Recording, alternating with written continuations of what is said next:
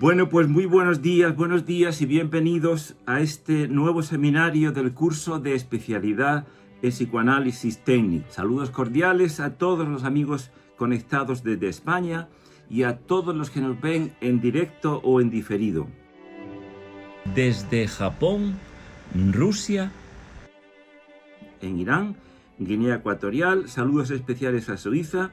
El Instituto Psicoanalítico de Salamanca ha establecido grupos de extensión universitaria en distintas universidades a los que saludamos muy cordialmente. Universidad de Boston, Estados Unidos, Universidad de Querétaro en México, Ecuador, Uruguay, Argentina y al Grupo de Extensión Universitaria de Chile. Saludos a Natalie Peña. Y nuestro especial agradecimiento a don Luis Sastre, que se encuentra en el Centro de Control y Realización de Salamanca. El tema de este seminario dentro del curso online de técnica psicoanalítica es sexo y personalidad. Hasta ahora hemos visto los perfiles del factor presencia social con la instalación defensiva, la instalación fijativa y la instalación negadora. Vamos a ver a continuación las carencias subjetivas.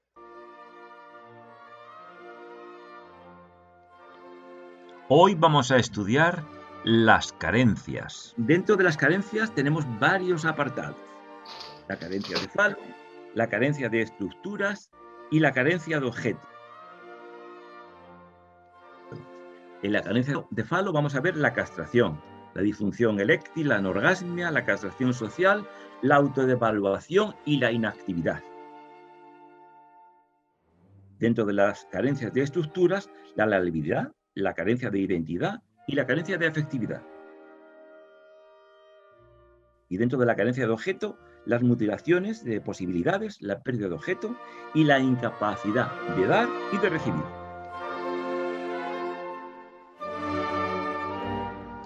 Carencias subjetivas.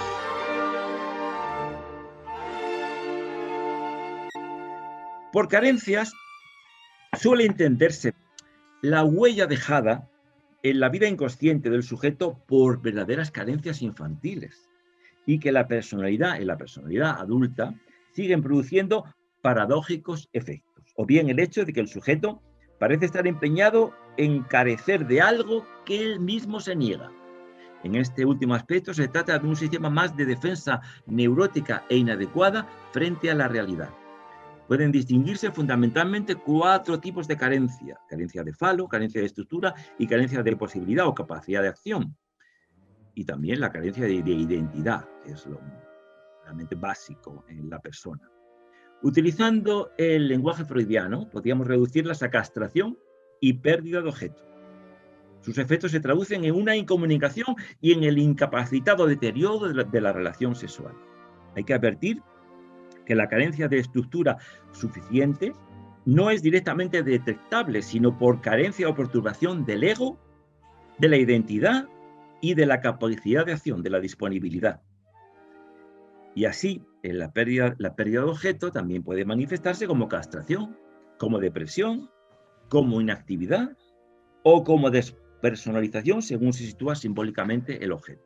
Naturalmente, toda carencia actual supone un arrastre de carencias anteriores, muy antiguas, tal vez desde el primer año de vida, y no pueden en absoluto remediarse por persuasión diciéndole al paciente: ánimo, no se preocupe, tú vales, acepta tu realidad, etcétera, etcétera, porque eso no conduce a nada. Al revés, conduce a cristalizar los comportamientos. Sino hay que eliminar el enganche afectivo, depresivo o castrante con elementos simbólicamente sobredeterminados que su propio pasado infantil tiene. Carencia de falo. Difícilmente puede creerse el gran número de sujetos que han hecho y sufren esta carencia imaginaria de falo. Y esta carencia oscila entre la vivencia de un déficit genital fantaseado hasta la falta de vertebración personal y conductual, pues el falo constituye la columna vertebral simbólica de la persona y la apoyatura de su acción sobre la realidad. Asumir el falo supone para algunos pacientes el momento decisivo de su salto a la adultez y a su realidad. Y muchísimos sujetos andan por la vida buscando el falo que su padre les negó. En unos han dado lugar a una dependencia depresiva, en otros la búsqueda activa, pseudo homosexual, maníaca, y sin ser homosexuales, buscan simbólicamente el falo mítico del padre sin que sean realmente ni homosexuales ni bisexuales. Algunos, finalmente, y algunas, optan por la ficción del comportamiento fálico narcisista, que disimula una gran carencia afectiva interior. En el caso de algunas lesbianas o pseudo-lesbianas, llegan a concretarse en prótesis fálicas incluso.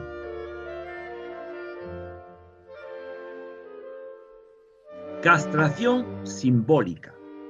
Es un sentimiento metafórico y a veces más realista. Es una sensación de castración que muchos pacientes tienen y que se desesperan por el hecho de tener pene y testículos y querrían arrancárselos, lo que se ha llamado el complejo de Atis, y sentir en ellos como una fuente de mal, del mal.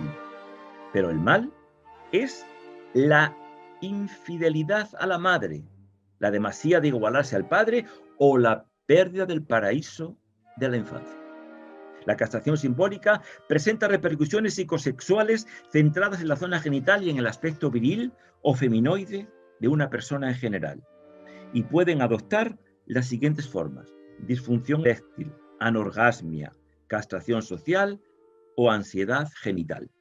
La disfunción eréctil, denominada también impotencia, puede ser considerada como bastantes como la somatización. La somatización siempre es una expresión orgánica de un conflicto psicológico. Entonces, la disfunción eréctil es una somatización, una conversión de un conflicto psicológico en una alteración orgánica. Rigidez, la retracción del pene, una erección defectuosa, curvada, inadecuadamente hacia abajo, o la imposibilidad de tocar el propio genital con la mano, que puede incluso llegar a producir hasta algunos pacientes calambres cuando les tocan. Y esto crea una ansiedad, una sudoración y una taquicardia, y también produce que la voz se atiple y que haya una incapacidad total en la sexualidad. En algunos, lo menos es lo orgánico. Hay realmente disfunciones eréctiles de origen orgánico, pero realmente son los menos. Casi siempre es psicógena y relativa, nunca orgánica y absoluta. Y más cuando es intermitente, nos da la pista de que realmente es psicógena. Y al fin y al cabo, la disfunción eréctil es un déficit de la entrada de sangre arterial en los cuerpos cavernosos. Se afectan los circuitos nerviosos corticomedulares que activan la vasodilatación, la llegada de sangre a estos cuerpos cavernosos. En la mujer se afectaría la dilatación vaginal y la secreción de las glándulas de Bartolino que lubrican la vagina. Es una perfecta ampliación cuando los cuerpos cavernosos del pene se llenan de sangre y a la vez se ocluyen las venas para que esa sangre no salga. Y ese mecanismo está alterado completamente en la disfunción eréctil. Y salvo problemas vasculares o orgánicos, de diabetes o de otros trastornos vasculares, casi siempre son de índole psicológica.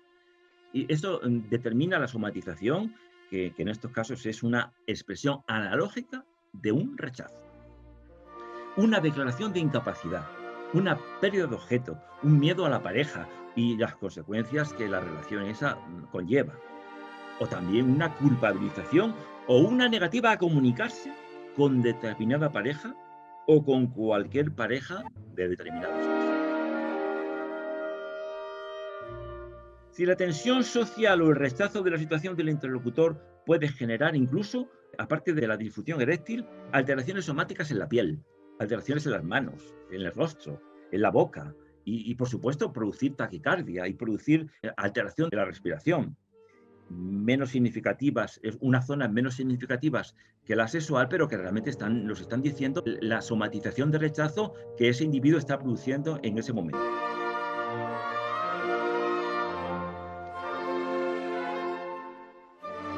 Es absolutamente cierto que las carencias afectivas, las tensiones pulsionales y sociales traducen una impotencia, la disfunción eréctil, y traducen también una eyaculación precoz, un vaginismo y una frigidez.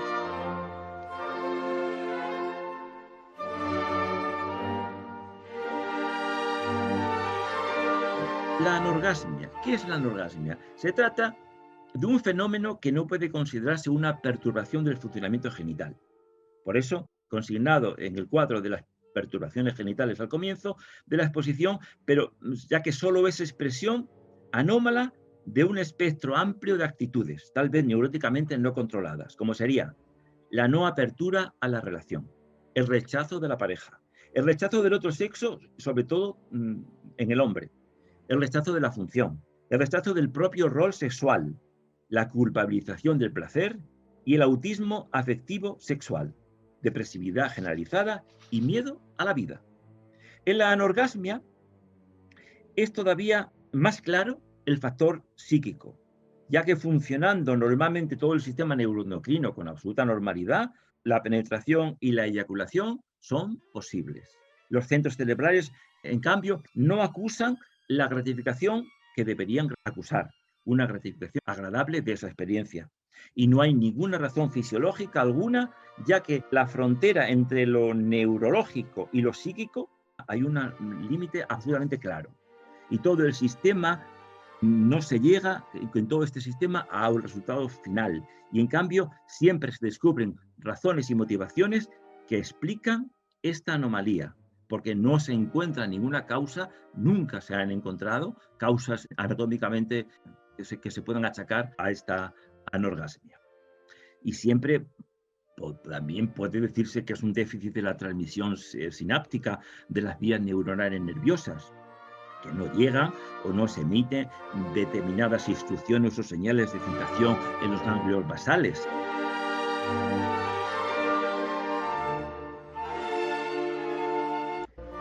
En la fisiología del orgasmo se desactiva la amígdala que regula las emociones y el nucleus accumbens libera dopamina, produce la liberación de dopamina y la corteza motora produce una función muscular, está en conexión con el sistema del orgasmo y la glándula pituitaria produce la liberación de endorfinas que son las que producen esa sensación tan agradable en el orgasmo.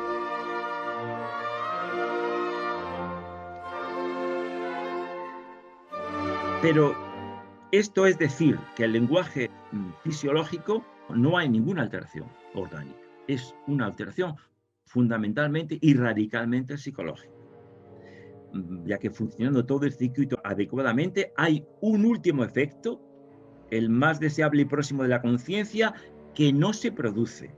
No se produce ni en la zona genital, ni la distensión percibida y vivenciada que hace que al cerebro no llegue ninguna información que pueda activar todos estos centros que hemos apuntado antes.